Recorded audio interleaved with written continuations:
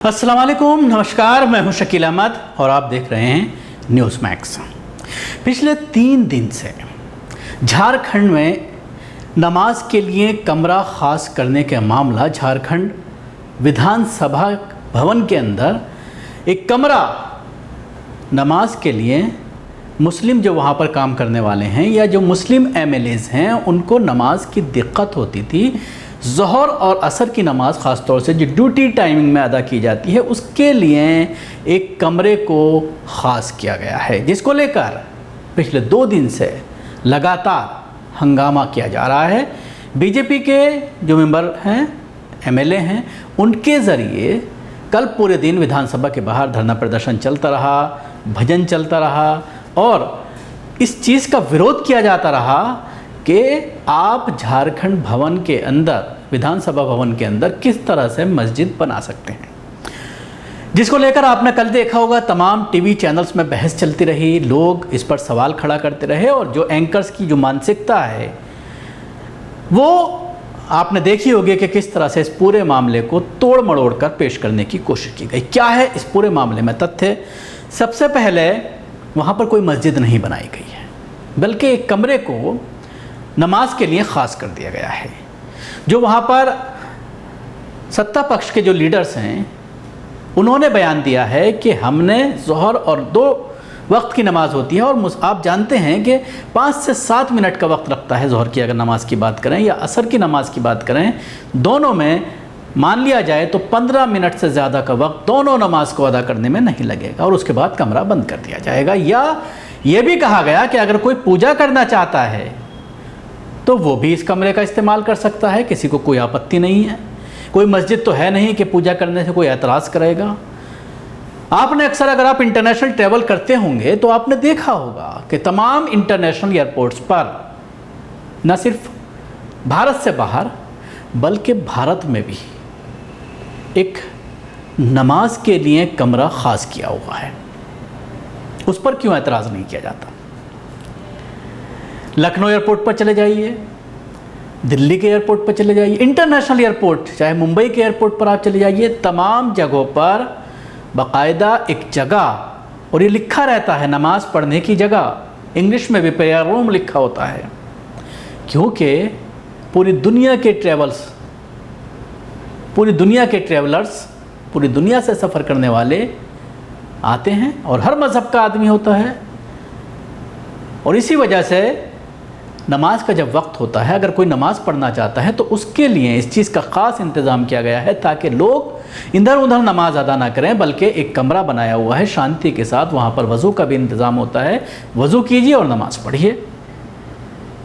खुद बीजेपी सरकार आने के बाद जिन एयरपोर्ट का नवीनीकरण हुआ है या जहाँ पर एयरपोर्ट पर इस तरह की डेवलपमेंट का काम किया गया है, वहाँ पर भी नमाज के रूम को ख़त्म नहीं किया गया है।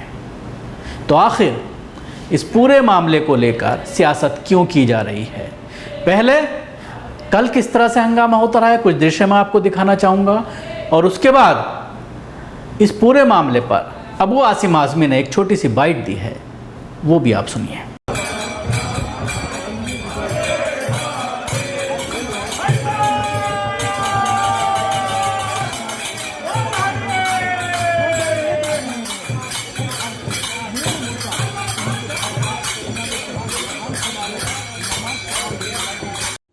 जब मैं दिल्ली पार्लियामेंट में था तो पार्लियामेंट के जस्ट बाहर एक बड़ी मस्जिद है, हम नमाज़ पढ़ने वहाँ चले जाते थे। मैं जब दिल्ली पार्लियामेंट के अंदर नमाज की ज़रूरत थी, ज़ोहर की, असर की, उस वक्त बात होती थी, तो मैं उसी कोने में कहीं एक जानमाज़ बिछा के नमाज़ पढ़ लिया करता था। अगरचे आज झारखंड में एक मस्जिद के लिए कमरा बनाया गया तो मैं उसको स्वागत करता हूँ कि मेरा देश धार्मिक देश है, इसमें किसी को अड़चन नहीं होना चाहिए। एयरपोर्ट पर नमाज के लिए जगह बनी हुई है। देखिए, नमाज का वक्त एक फिक्स टाइम होता है। अगर 1:30 बजे की नमाज 5 बजे पढ़ेंगे तो नहीं चलता है। आदमी बिजी है तो उसे नमाज पढ़ना है तो कम से कम जिस बिल्डिंग में काम कर रहा है अगर वहाँ नमाज की जगह मिल जाए तो बहुत अच्छी बात है। अगर कोई कह रहा है कि मैं डिमांड कर रहा हूँ, मैं कोई लेटर किसी को नहीं लिख रहा हूँ, मैं कोई डिमांड नहीं कर रहा हूँ, मुझे मालूम है इन चीज़ों से बीजेपी के लोग पोलराइजेशन करना चाहते हैं। कहीं मुसलमानों का नाम थोड़ा आता है ना तो इनको बहुत तकलीफ होती है। आप मंदिर बनाइए ना, कौन मना कर रहा है? मंदिर बनाइए, गिरजाघर बनाइए, सब कुछ बनाइए, मेरा उसमें कोई लेना देना नहीं है। मैं किसी के धर्म के खिलाफ बिल्कुल नहीं हूँ।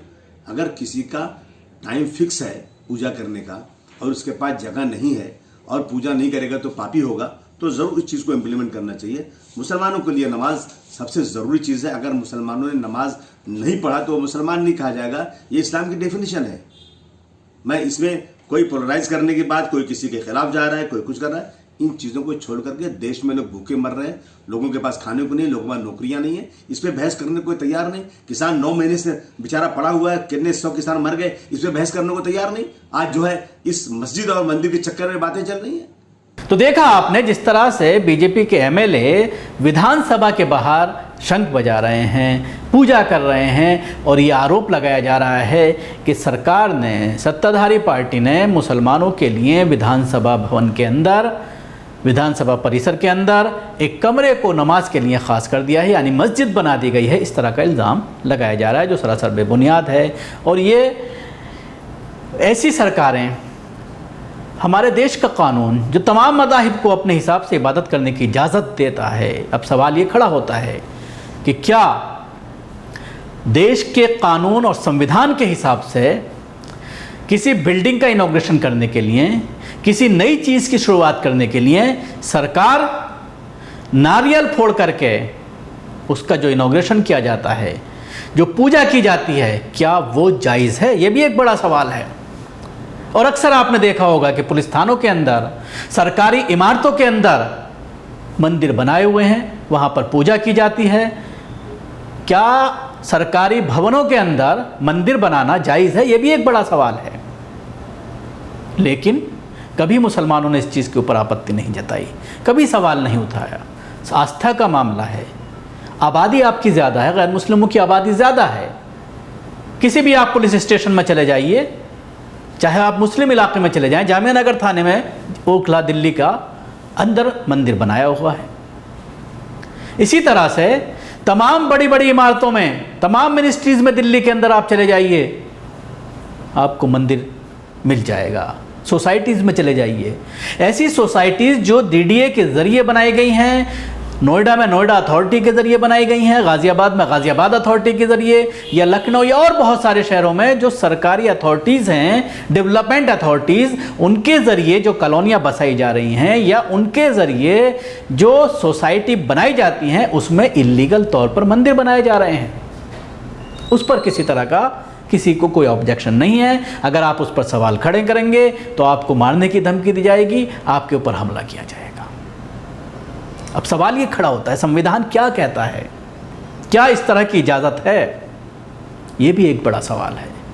लेकिन सिर्फ एक कमरे को नमाज पढ़ने के लिए ख़ास कर देने से तमाम लोगों को परेशानी हो गई और उसको लेकर के पिछले 2 दिन से पॉलिटिक्स की जा रही है। बीजेपी आरएसएस के प्रवक्ता टीवी चैनल्स पर बैठ करके उसको ये बता रहे हैं कि ये हिंदू विरोधी है, ये सरकार हिंदुओं के ख़िलाफ़ है झारखंड की, और किसी न किसी बहाने से अपने वोट बैंक को साधने की कोशिश की जा रही है। शुक्रिया। आपको हमारी कोशिश कैसी लगी ज़रूर बताएं। हमारे YouTube चैनल को सब्सक्राइब करना ना भूलें। इसके साथ ही अगर आप इस वीडियो को फेसबुक पर देख रहे हैं तो पेज को लाइक करें और उसके साथ ही फॉलो भी करें। धन्यवाद। सभी अहम खबरों के लिए न्यूज़ MX को सब्सक्राइब करें, साथ ही बेल आइकॉन को जरूर दबाएं।